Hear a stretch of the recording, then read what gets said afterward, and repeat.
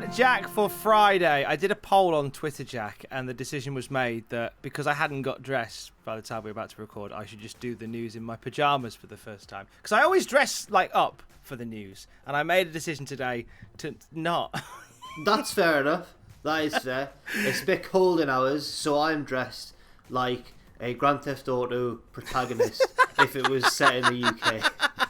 I feel like you're about to unleash weaponry, or put in some sort of money cheat when I'm not looking. Spawn a tank in my living room. Oh no!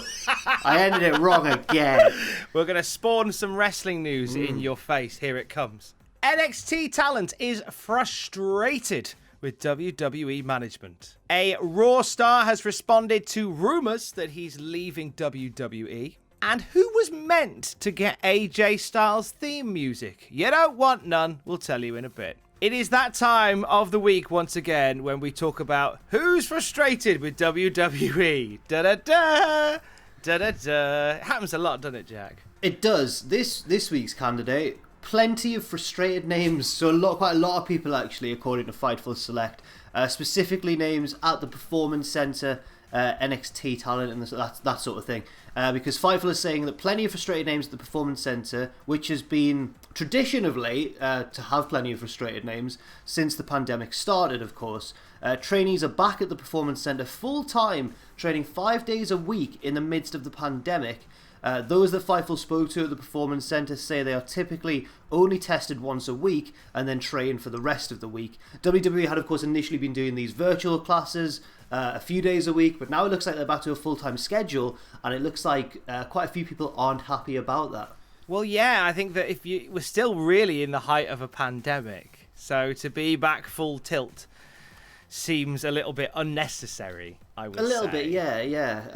It's a strange one. I mean, these sort of stories come about every once in a while, and I can totally see why. I mean, you can understand why frustrations would be boiling over slightly, especially because the Performance Center, I mean, we've seen videos of it. Adam's been, it's huge. It's really big, so I'm presuming the classes are also quite big. Hopefully, in these classes, people try and distance as much as they can and that sort of thing. There's precautions being taken. It's tough, because I know some people will hear this story and just go, oh, they should just be cracking on. Stop being work shy. And I doubt it's a work shy thing at all. I think there are some people on that roster who genuinely are concerned about stuff going on, but also, at the same time, they don't want to walk away from a potential career with WWE. So you sort of caught between a rock and a hard place in that one a little bit. I think if I lived close by a massive world-class training centre where all my mates went as well, and we all trained to do our dream job together, I think that I'd also want to go in, but I understand at the same time why they'd want to, but simultaneously would feel frustrated with WWE for not maybe handling it in a more cautious way.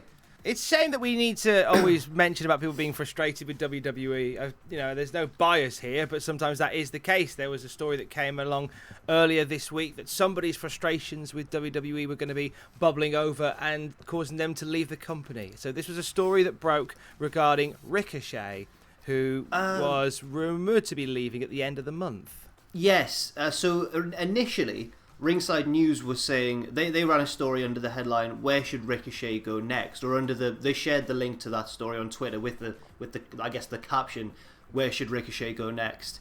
But then Ricochet himself has responded to basically deny these rumours and seems to imply that he's going to be staying with WWE because he simply quote retweeted it and said this is fake. So I guess from that we can take that he's going to be at least wanting to stay for the foreseeable future. You could see why there might be the feeling that Ricochet would be good to go. For somebody who is so talented to still somewhat be on the periphery of everything.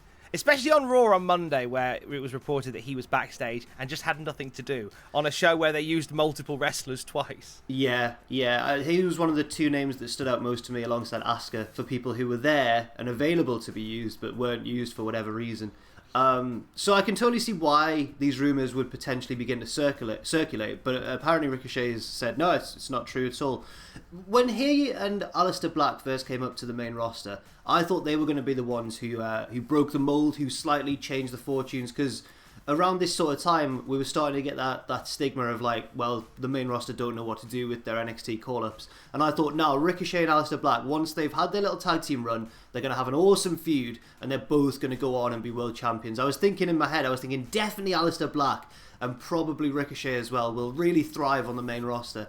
And I was incorrect so far. There's always time, but I was wrong so far. Well, yeah, we thought our time was up with Ricochet, but as we now can see, the guy is sticking around. Let's move from one rumour killer to another. Sonny Kiss in AEW. Tony Schiavone said was pretty banged up, suggesting that Sonny Kiss was injured. What's happening with Sonny Kiss, Jack? Well, Sonny Kiss has basically done what Ricochet's done, but in a far more friendly way. So, Sonny Kiss took to Twitter and said, I'm not sure how this narrative started, that I was injured, but baby girl is totally okay. Just an FYI, kiss emoji, CC Tony Schiavone, heart emoji, and then be sure to tune into AEW Dark and AEW Dynamite, as always. Hashtag I'm with AEW. It's a textbook example of the most company-friendly way to say, I don't know why you're saying something that's incorrect about me, but I'm going to say it in the nicest way possible. So Sonny Kiss there really, really, I wanted to say treading on eggshells, but not really. He's more just being a nice person, I suppose. Being a lovely person. What would you like to see Sonny Kiss do in AEW in 2021? Oh, that's a difficult question because we've not seen Sonny Kiss wrestle for quite some time now. Possibly because someone thinks that he's injured when he's not. I don't know, really. I'd like to maybe either see the tag team with Janela expanded on a bit more because they seem to dart in and out of the picture. Or maybe they should split and both have little solo runs. Because I think that the potential with Sonny Kiss is definitely there. That's been proven in matches with the likes of Cody, for example. And Cody did a tremendous job of saying, look, I might be higher on the pecking order than Sonny Kiss, but I'm still wary of the threat. And they had a really good match. Then Omega squashed Sonny, which worked for that storyline, but didn't really do Sonny any favours in retrospect. So, I don't know, Tom, it's a difficult question. Why don't the viewers leave their suggestions in the comments down below? Because I couldn't think of anything. Down below. Put some comments down there. Let us know what you reckon. We continue our journey through rumour killers here because Ricochet sticking around. Sonny Kiss not injured. What's going on with Jay White, Jack? Because this continues to spin on. So Jay White's profile has been removed from the NJPW website. They've got a roster page on there and everything.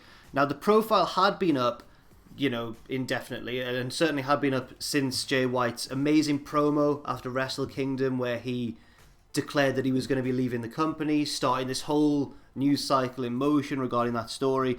But it was removed, and I don't know who's worked this out, but it was removed on Thursday morning at about 7 a.m. I don't know how who's been. That's very in depth. Someone's been hitting refresh. Is that you, Aiden? Has Aiden been hitting refresh all night? News hound Aiden. Got to know about Jay White. But apparently it was then back online a couple of hours later with a new paragraph which read, an emotional switchblade declared backstage that all his effort had been for nothing and that he would be leaving New Japan after January 6, 2021. Should he follow through on his declaration, the pro wrestling world may lose a man who would otherwise join the all-time greats. And then the profile was pulled again about 4 hours later and hasn't been back online since.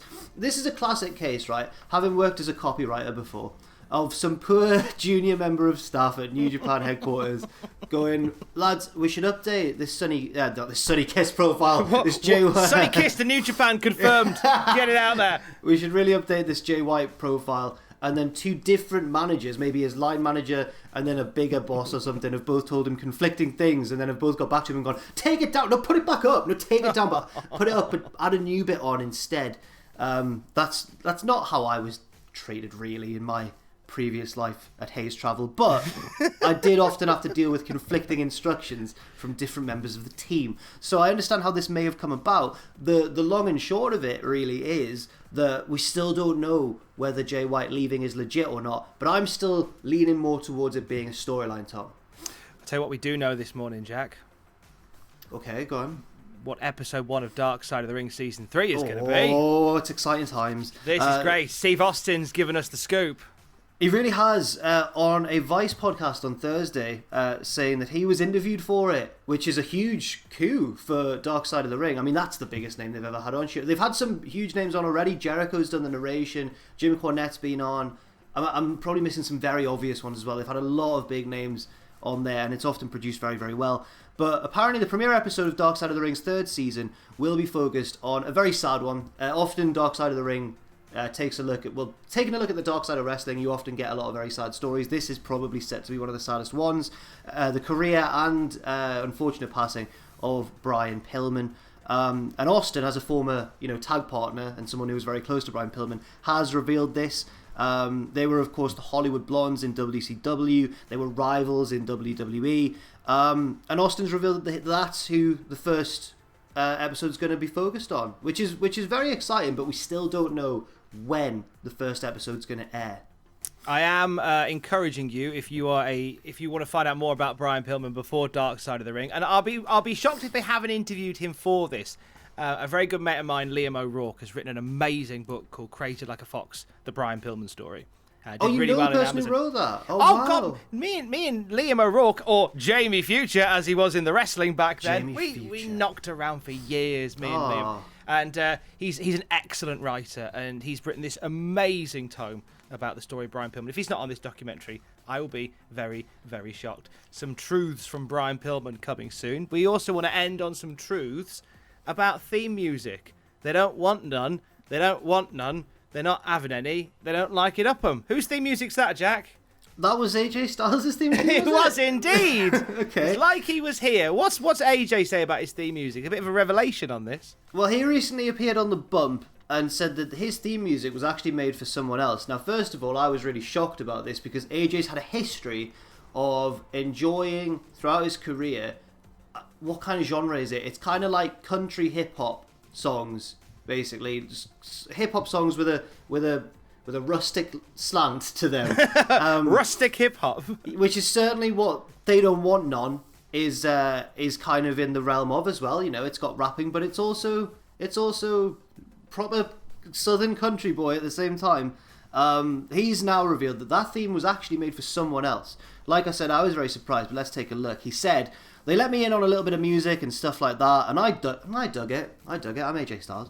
I thought it was a cool deal. The only thing I was worried about was when they were calling me a redneck, which I am. I make no excuses. I am a redneck, but I didn't want people to go, oh, so he's a hillbilly or something like that, which is totally different from a redneck. AJ Styles there, making sure we get our stereotypes right. If we're going to use them, we've got to make sure that they're the right one. I was worried about that, he says, a little bit. But you know what? It was the perfect music for me. And let it be known that music wasn't made for me. It was made for someone else. It's always been mine, but it was made for James Storm. It may have been made for James Storm, but it was written for AJ Styles, which is quite an aggressive way to... It's like, I'm the captain now, isn't it? It's that level of it. When you listen to it, Storm. I'm having it now. I don't care if someone built it for you. I'm thinking about it now, that music, it would suit James Storm. Yeah, of course. He's the cowboy. It's southern. He's cool. It's got hip-hop in it. What more do you need when it comes to crafting music for somebody? I could see it working for James Storm, definitely. But in a way, I sort of agree with AJ Styles. Now that we associate that music with him, I can't picture it with anybody else. And it would also become AJ's best music, but it would have been, had it gone in that way, it would have become James Storm's second best music. Oh, controversial opinions. Long necks and rednecks are my friends from TNA Wrestling back in the day. An amazing music video where James Storm busts up a bar fight. Oh, it's...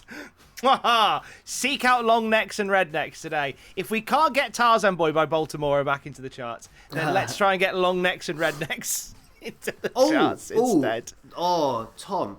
Last night, my girlfriend messaged me. She said she was watching... Have you seen that new Michael McIntyre program with the wheel? It's like a quiz show. The wheel spins. I've only seen the trailer for it. But she asked me a question from it to see if I would get it right. I got it wrong. Should I ask you the question now to finish this news video? Go on then. One of these acts has had a UK #1 single. But which is it? And I will name them right now. All right. I can't remember the order. I'll do it in order of how old the band is, I suppose. So... Okay. Metallica, I don't know who's first, but Slipknot, Linkin Park, and Limp Bizkit. They were all sort of the same sort of time. So Metallica, Slipknot, Linkin Park, Limp Bizkit. One of them have had a UK number one. One of them had a UK number one single. Limp Bizkit. Oh my god, he's done it! Yeah! What? Right. Was it rolling? Yeah, it was rolling. I went for Linkin Park thinking that Numb or something like that would have been number one. I knew it wouldn't have been Metallica because I think they were probably bigger in the albums, like that sort of thing. Slipknot I couldn't see around, that sort of time. I seem to remember Limp Bizkit being number one. And I remember at the time thinking like, yes, my generation has arrived! And now feeling at 34, listening to anything other than that, I feel rather stupid. Stay safe. Love you. Bye.